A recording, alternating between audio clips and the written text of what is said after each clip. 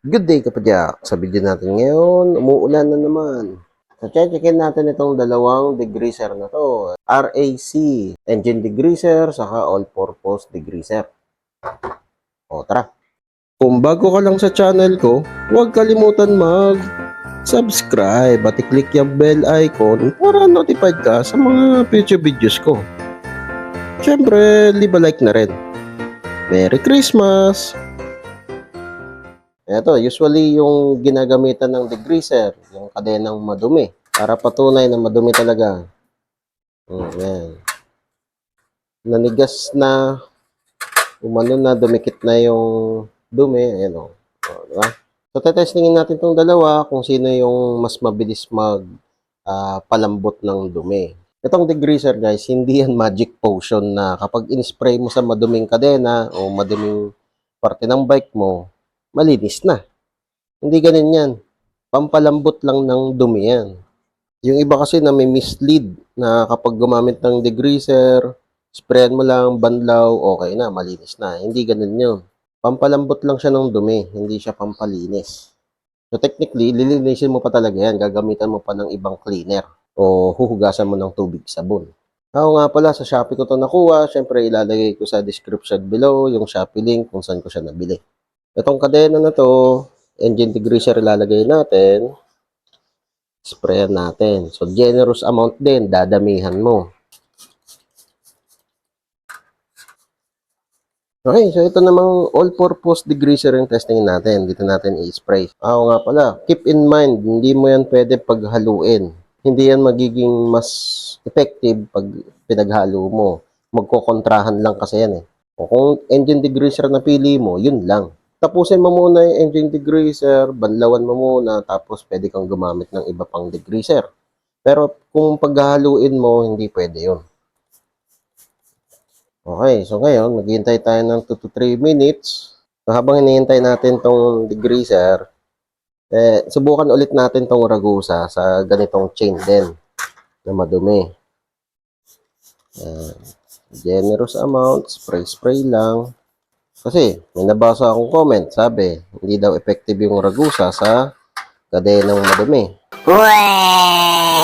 Hindi nga. Hintayin natin. 2 to 3 minutes din.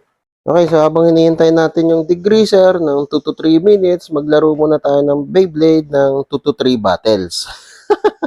Okay, so ito, subukan natin itong mga bagong Beyblade na to. Si Phoenix Radar, saka si Leon Crest. Boom! Overfinish agad si Leon Crest. Next battle. Yun. Bawi.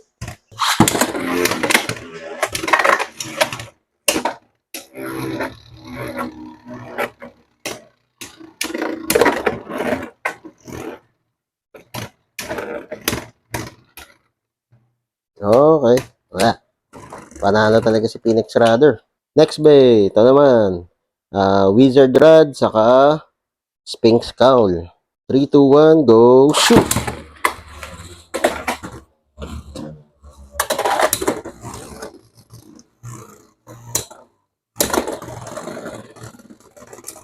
Naku. Oh, okay. Nag-burst. So, panalo dito si Sphinx Cowl.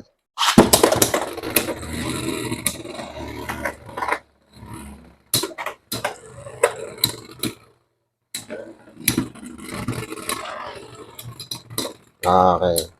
Panalo naman si Wizard Rod.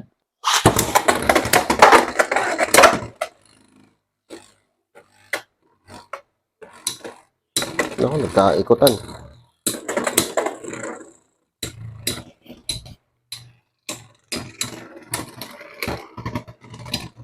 Biwan mo, nanalo pa si Wizard Rod.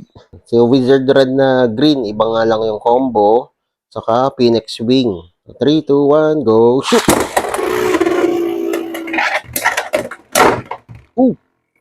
Patay. Extreme finish si Phoenix Wing.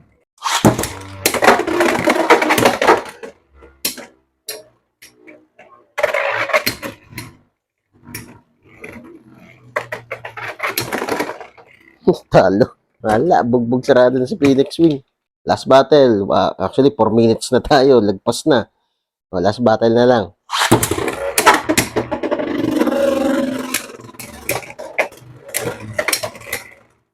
Ay, putik. Wala. O, pangit lang yung lunch ko, pero panalo si Wizard Rod. Walang zero to si Phoenix Wing. O, tara, balikan na natin yung kadena. Okay, so ito na yung resulta, guys. So, after 2 to 3 minutes, ito yung engine degreaser at ito yung all-purpose degreaser. Yan. So, dapat steel brush yung gagamitin mo dyan. Hindi pwede yung toothbrush lang. Dapat yung ganitong steel brush, yung medyo malambot yung bristle pero bakal. Okay ito, guys. Ayun, oh. Malinis. Nalinisan siya. Natanggal yung dumi. Well, hindi naman lahat. Pero kasi kailangan mo pa talagang linisin niya ng todo. Pero, lumambot yung dumi. Dito naman, yung isa. Yung all-purpose degreaser.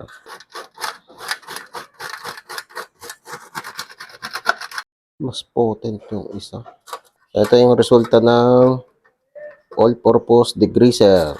Kapag hindi ka pa satisfied sa linis niyan o yung may matitigas pa rin na dumi, uulitin mo ulit. I-sprayan mo ulit, maghintay ka 2 to 3 minutes, tapos babrushin mo na. So, syempre, hindi pa yan sobrang linis. Kailangan mo pa talagang linisin yan ng tubig sabon o iba pang cleaner. Depende na sa'yo kung anong gusto mong klase ng linis. Okay, so ito yung napansin ko dito. Mas potent itong engine degreaser kesa dito sa all-purpose degreaser. Makikita niya dito sa dumi. Mas na-dissolve niya, mas napalambot ng engine degreaser yung dumi ng chain. Unlike dito sa all-purpose degreaser, makikita nyo, konti lang yung dumi. Pero natanggal niya. Ito, mas potent, mas matapang yung formula niya. So, ano yung kukunin mo dito sa dalawa?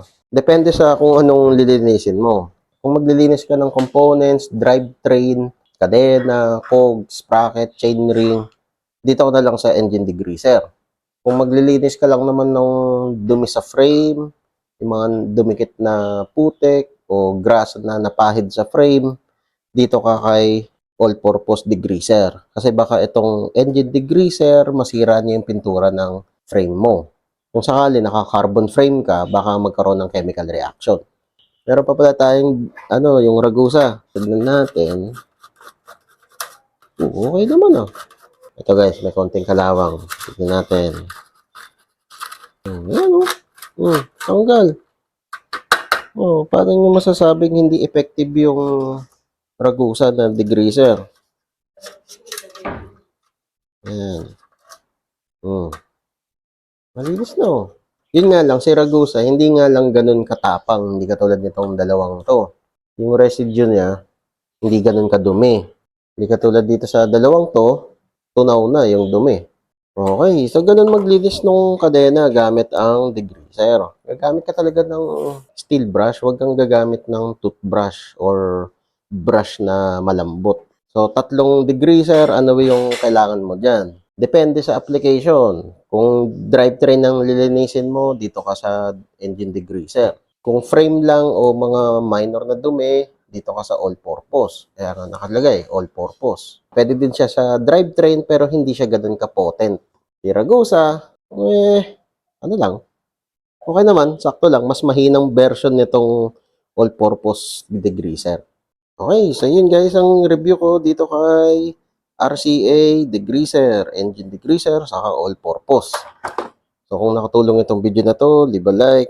O kung may katanungan ka pa, o kung may gusto kang idagdag, comment down below lang. Okay, so yun lang. Ayos! Whee! O kapadyak, kung na-enjoy mo tong video na to, leave a like at i-share mo na rin sa mga tropa pips mo. Makakatulong ito sa channel. Kung gusto mo pang manood ng mga video, hindi tayo nauubusan. Meron tayong katulad nito, saka ito. Nood na! Maraming salamat! See you next time! Merry Christmas!